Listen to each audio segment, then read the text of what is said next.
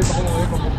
Kasi alas 10 ang flight Alas 10 kasi yung flight. Pwede naman, umaga pa naman po. Pwede po kayo pumunta dyan sa opisina po. Sir, mag-iusap na lang kami sir, parang awan. Puntahan niyo po yan doon ha. Hindi ko kayo mapag-ibig sa amin. Kaya po sir, Opo. sir, ito nyo naman sa kumakain lang. Magpa-flight na po ngayon. Hindi po, hindi po talaga sa opisina po. Sa opisina po ma'am. Please lang po. Paalis. Papakita ko po ng ano na. Sinabi ko sa inyo, inabot na po kayo ng clamping. Hindi ko rin po kayo mapagbibigyan dahil nakaklamp na po yan. Kasi nilang gisna, ang kinagisna nilang dati, pwede tayo magparada kung saan saan.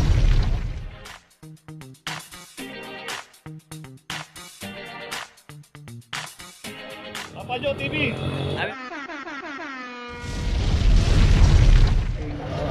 Location natin dito sa extension corner Arenas at dito isang Mitsubishi Lancer 2336.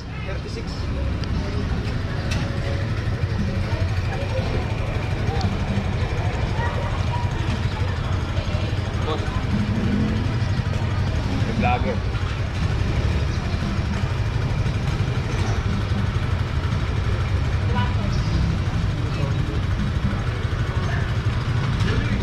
Puwaton. Ha? Arenas. Gitwasan Arenas. Arenas na naman. Extension Gitwasan extension.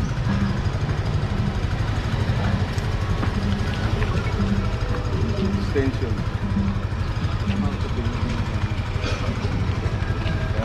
Hindi kasi dito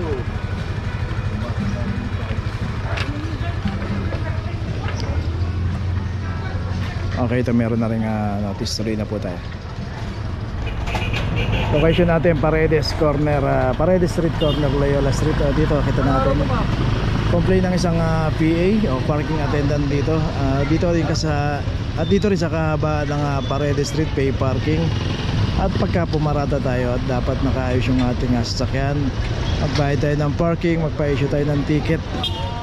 So dito pag hindi tayo nagbayad ng parking, matik po yan, tinatawag po sa clamping yan. 23-22 Sanga Toyota. 23-22? 23-22.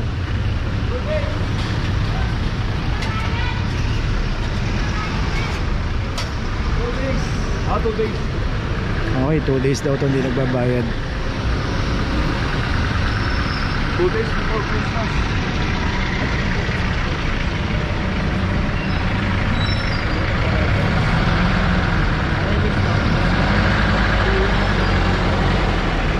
Paredes, Loyola.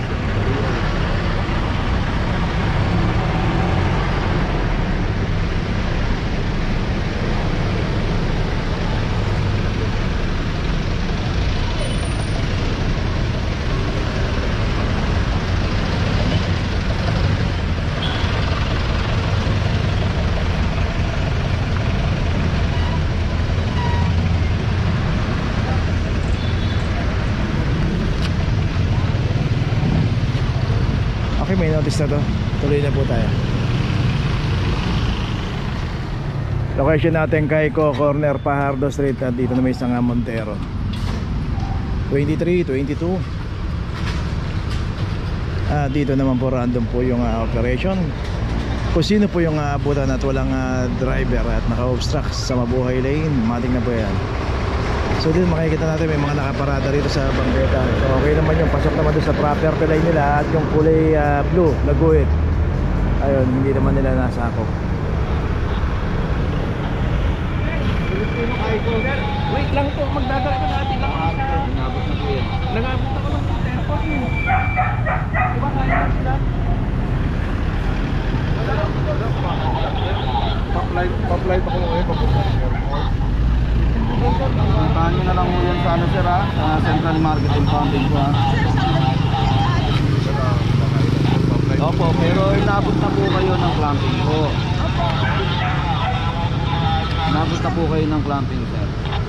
Sir, at kasi alas 10 ang Alas flight 10 kasi yung flight. Pwede naman, umaga pa naman po. Pwede po kayo pumunta dyan sa opisina po. Sir, mag-iusap na lang kami sir, parang awan Dali nyo. Ay, hindi po ganun. Sir, tinan nyo sir, sumusubo pang. Dali lang kasi Yung, sumo lang. yung pagkain naman sir, wala naman ng problema doon. Kalalabas Sir, lang po siya sa kalalabas lang. parking. Iwanan nyo sa sakyan nyo sa labas. Kalalabas lang po sa Kalalabas lang parking, sir, sir. kumakain lang. Clamping po ito. Sir, ano sir, parang awan nyo na po.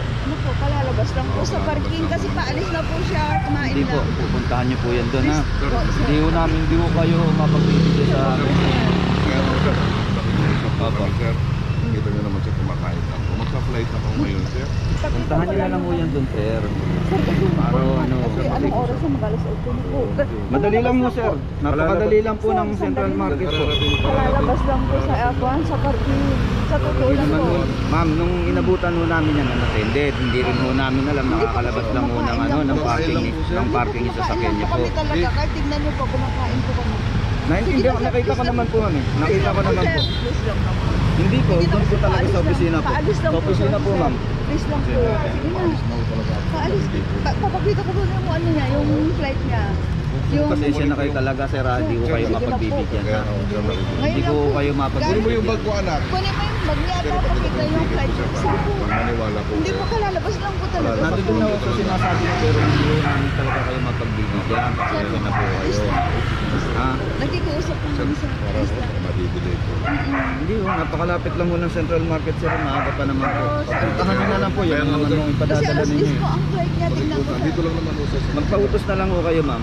Magpautos na lang po kayo. Hindi ko talaga kayo mapagbibigyan Sir, po. hindi, para makita mo siya. Pupuntahan nyo po. Sige na ako, nakikiusap na lang po sir.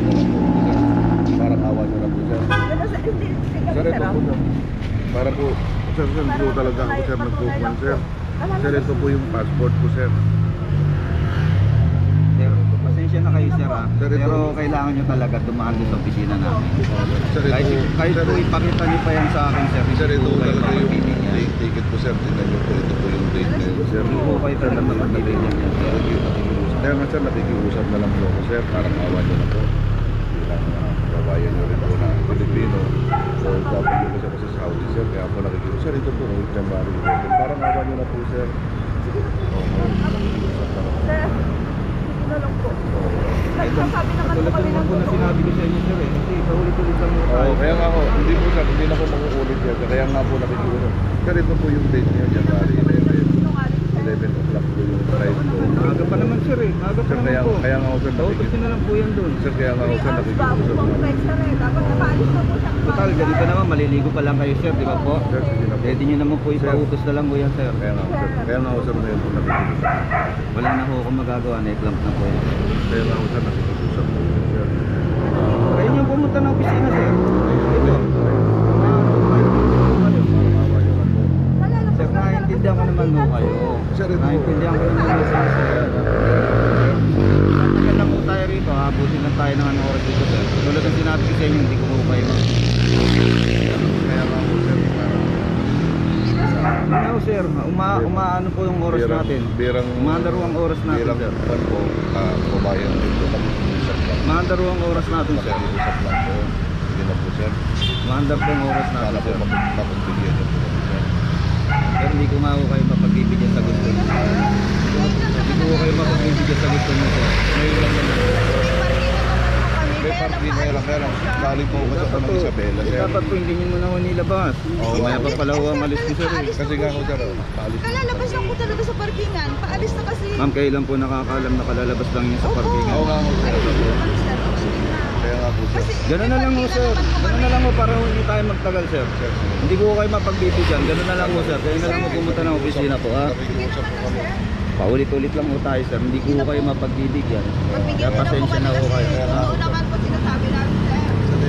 Ganun na lang, sir. Katulad niya, nakalis na ho yung ano namin, Oo. oh. Kaya nga ako sir, nakikiusap po kami sir.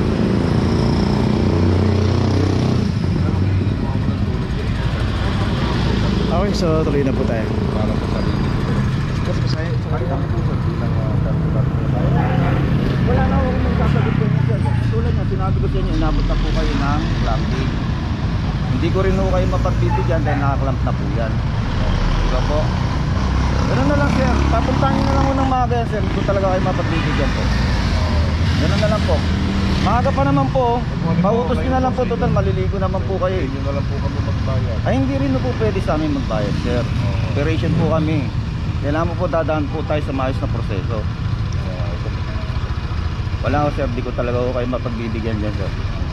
Totoo lang, oh. Sa halos araw-araw yung nakaklamp dito, sir. Mahirap po yung gano'n, tapos nag-usap pa po tayo ng harapan. Diba? Kakaroon lang ho yan ng kulay sa kanila sa makakita niya. Ganun na lang sir. Hindi ko talaga po pwede talaga rito sir. Ganun na lang po. Pautos nyo na lang po yan sir. Sige po. Location natin, Caico Street, corner Alcantara. Dito may isang Jelly o Cabango. 2337. Dito rin sa kahabaan ng Caico, mabuhay lang yan, palabas na yun dun sa ayan yung palabas na yan, pag diretso niya na Lacson Avenue na yan. So yun, bago tayo pumarada, ito namang Alcantara Street yan, makita natin secondary road yan, kaya makikita natin may mga nakaparada po dyan. Pero pagka dito tayo pumarada sa kahabaan ng Caico Street, mabuhay din po ito.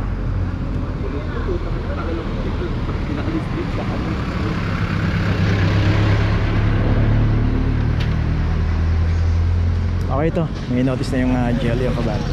Tuloy na po tayo. Location natin, G2 Ason Extension, corner Arenas.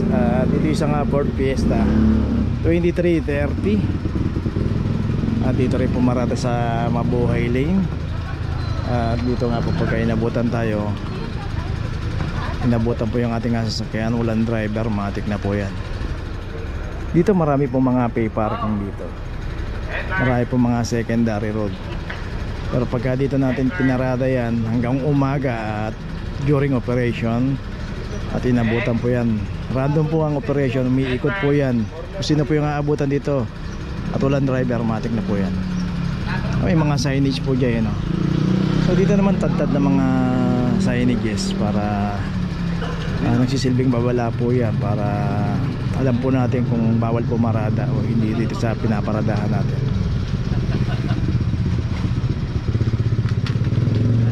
Okay, ito may notice na isang Ford Fiesta. Tuloy na po tayo.